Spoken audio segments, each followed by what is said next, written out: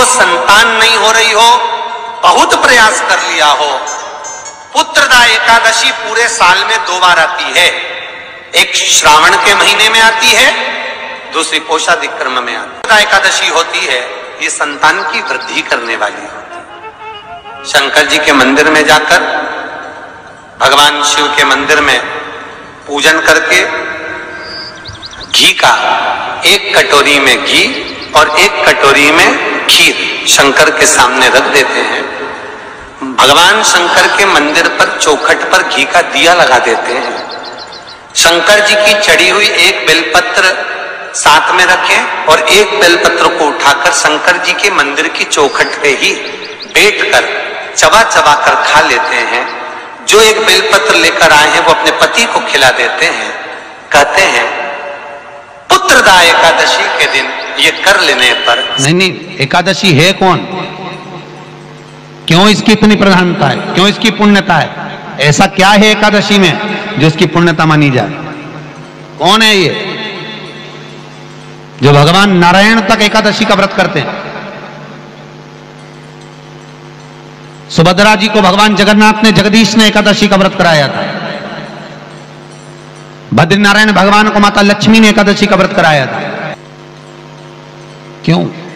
चंद्रायण एकादशी व्रत की माता। एकादशी है कौन? तो कहा करने पर भगवान नारायण भी जिसका व्रत करते हो, भगवान माता लक्ष्मी जिसका व्रत करती हो, वो एकादशी है कौन? तो शास्त्र वर्णन करता है महाराज। स्कंद पुराण का सुंदर चातुर्मास्य खंड के अंतर्गत वर्णन आया है महाराज। एक बार भगवान विष्णु आनंद में विराजमान थे। पद्मावती और माता लक्ष्मी दोनों उनके पास में विराजी हुई थी। भगवान लक्ष्मी और पद्मावती दोनों बैठी हैं, एक सिर के पास, एक चरण के पास। कुछ समय बाद वहीं पर ब्रह्मदेव का आगमन हुआ और ब्रह्मा जी आगमन पाकर भगवान नारायण पद्मावती से लगकर उठे और उठकर लक्ष्मी की ओर झुके। झुकने पर इन तीनों से भगवान नारायण के हृदय चित्त से एक कन्या प्रकट हो गई। उस कन्या का नाम एका था। क्या नाम था? एका।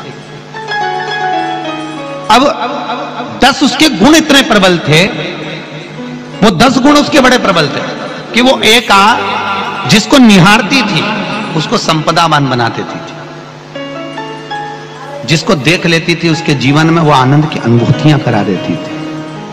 एका जिस मार्ग से जाती थी उस मार्ग के द्वार खोल देती थी। एका का पुण्य इतना। ओम नमः शिवाय भक्तों, हर हर महादेव। आप सबको पता है कि पुत्रदा एकादशी आने वाली है और पूज्य गुरु जी ने आज की इस कथा में पुत्रदा एकादशी पर करने वाले बहुत ही चमत्कारी उपाय आज के इस वीडियो में बताने वाले हैं। पूज्य गुरु जी की ही आवाज में और उन्हीं की वाणी में ही हम लोग इस पूरे उपाय को बड़े ही ध्यान से सुनेंगे। अगर कोई भी स्त्री, माता, बहन अपने घर की परेशानियों से काफी ज्यादा चिंतित है या फिर उनकी कोई मनोकामना है जो काफी समय से पूरी नहीं हो रही है, आप उपाय करते करते थक चुके हो, तो पुत्रदा एकादशी जो कि साल में सिर्फ 2 बार आती है, किसी भी एक पुत्रदा एकादशी को आपको ये वाला उपाय करना होगा और आपकी सारी मनोकामनाएं पूर्ण होगी। और साथ ही साथ स्त्रियों से संबंधित और महिलाओं से संबंधित बहुत ही अचूक उपाय पूज्य गुरुजी ने आज की इस कथा में बताए हैं। तो पूरे वीडियो को बड़े ही ध्यान से सुनना, समझने की कोशिश करना किस तरीके से गुरुदेव ने इन उपायों को करने का एक तरीका बताया है। साथ ही साथ गुरुदेव ने इस वाले उपाय के अंदर एक बेलपत्र के साथ में और साथ ही साथ खीर का ऐसा कौन सा उपाय है जिसे हर स्त्री या माता या बहन अगर इस उपाय को कर लेंगी तो उनकी गोद भी भर जाएगी, साथ ही साथ उनकी सारी मनोकामनाएं भी पूरी होगी। तो चलिए सुनते हैं गुरुदेव की ही कथा में, गुरुदेव की ही वाणी से। तो पूरे वीडियो को ध्यान से सुनना, समझने की कोशिश करना। वीडियो पसंद आए तो लाइक जरूर करना, चैनल को सब्सक्राइब जरूर कीजिएगा। जिस नारी को संतान नहीं हो रही हो, बहुत प्रयास कर लिया हो, पुत्रदा एकादशी पूरे साल में 2 बार आती है।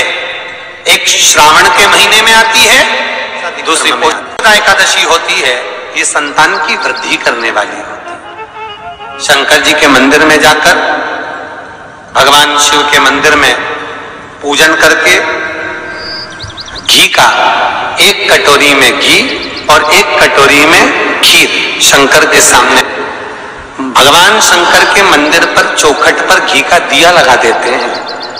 शंकर जी की चढ़ी हुई 1 बेलपत्र साथ में रखें और 1 बेलपत्र को उठाकर शंकर जी के मंदिर की चौखट पे ही बैठकर चबा चबा कर खा लेते हैं। जो 1 बेलपत्र लेकर आए हैं वो अपने पति को खिला देते हैं।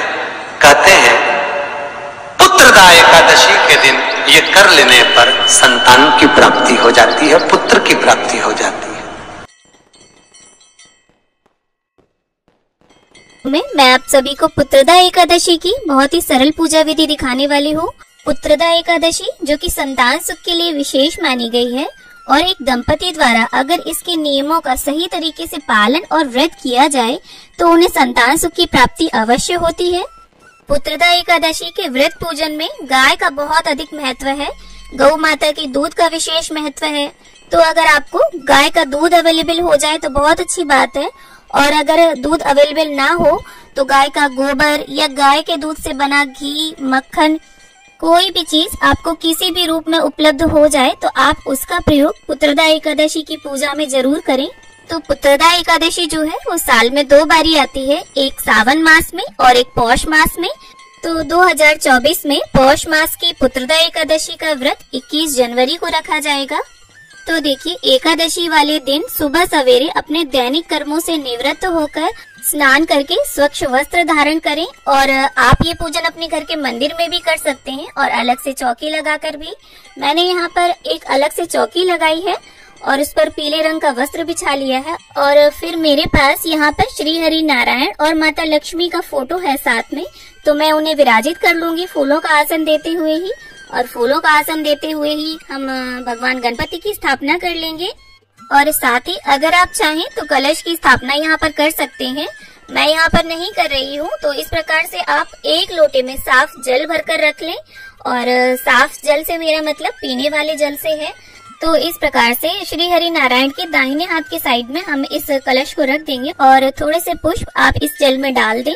और इसके बाद अब हम दीपक की स्थापना भी कर लेंगे फूलों का आसन देते हुए, और दीपक प्रज्वलित कर लेंगे, और इसके बाद अपनी पूजा प्रारंभ करेंगे। तो देखिए, यहाँ पर मैंने एक साफ पात्र में अष्टगंध चंदन से स्वस्तिक बना लिया है, और इसके बाद अब हम अपने लड्डू गोपाल को स्नान कराएंगे।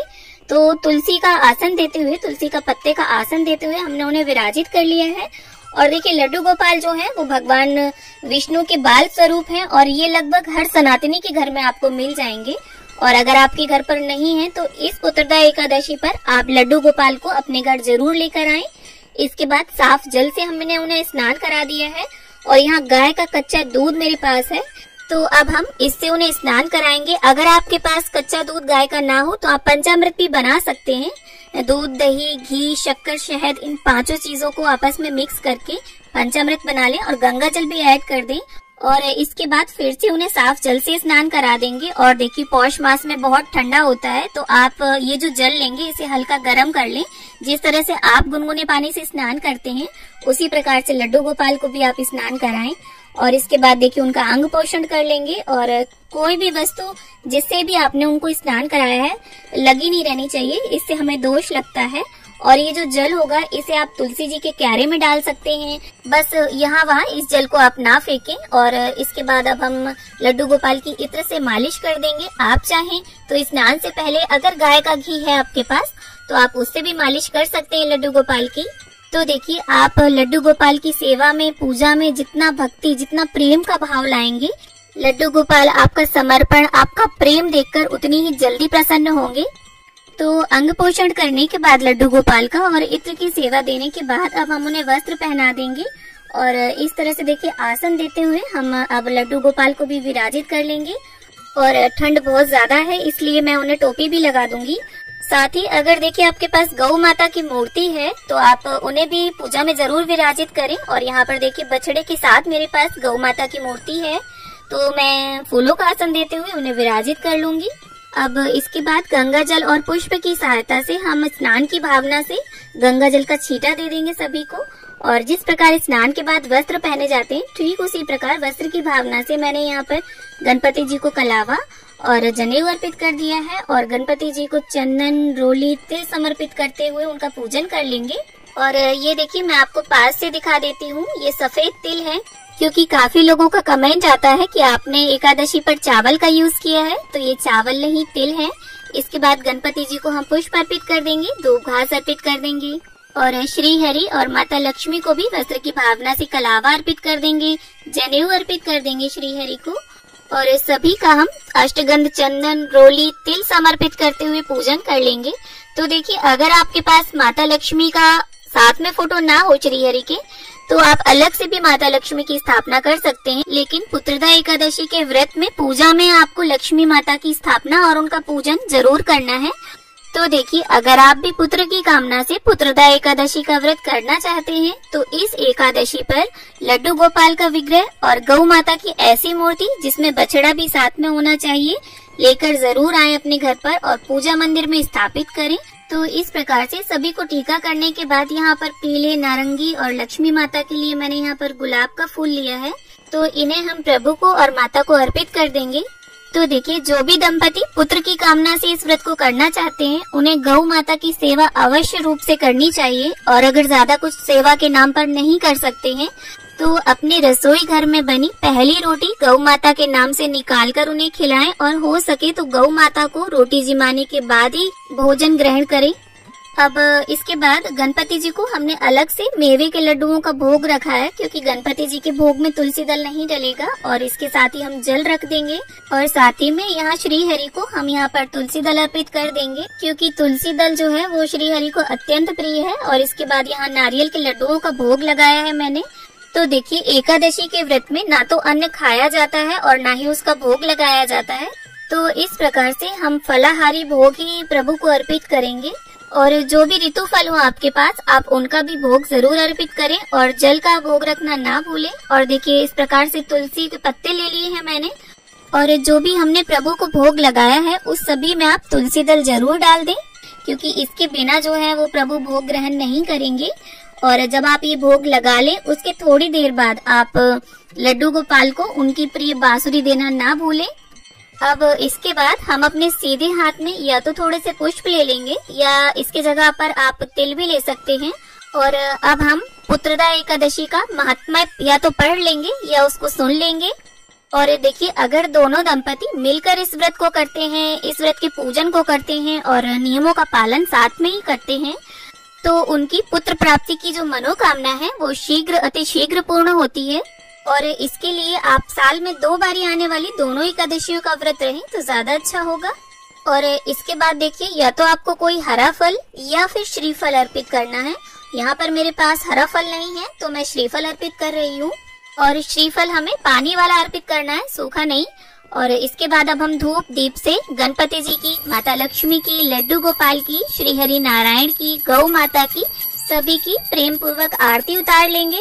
तो देखिए, पुत्रदा एकादशी के व्रत और पूजा में गाय का इतना ज्यादा महत्व है, गौ सेवा में इतनी शक्ति होती है। और ये मैं नहीं, हमारे पुराण कह रहे हैं, जिसमें राजा दिलीप का वर्णन मिलता है, जिसमें बताया गया है कि राजा दिलीप, जिन्होंने अपने प्रतापी पुत्र रघु को गौ माता नंदिनी, जो गौ माता कामधेनु की पुत्री हैं, उनकी सेवा से प्राप्त किया था। और इन्हीं राजा रघु के नाम से भगवान श्री राम का वंश रघुवंश कहलाया। तो इस प्रकार से आरती संपन्न होने के बाद आप अपने यथा सामर्थ्य दक्षिणा जरूर अर्पित कर दें। इससे पूजा में अगर कोई कमी रह गई होगी तो वो पूरी हो जाएगी। और ये जो लोटे में हमने जल भर के रखा था, इसे आप सूर्य देवता को अर्घ दे दें। और अगर आपने चौकी लगाई है तो इसी चौकी पर आप शाम को भी दीपक जरूर प्रज्वलित करें। और ये दक्षिणा और श्रीफल आप ब्राह्मण को दान दे दें। बाकी सभी भोग प्रसाद आप परिवार के सदस्यों में वितरित कर दें। और इसके बाद हाथ जोड़कर भगवान से क्षमा याचना कर लें कि पूजा में अगर कोई भूल हो गई हो तो प्रभु हमें क्षमा करें। तो आशा करती हूँ वीडियो में दी गई जानकारी आप सभी को पसंद आई। वीडियो अगर अच्छी लगी हो तो इसे लाइक शेयर करें और चैनल को सब्सक्राइब कर लें। इसी तरह के अन्य वीडियोस देखने के लिए वीडियो को अंत तक देखने के लिए धन्यवाद।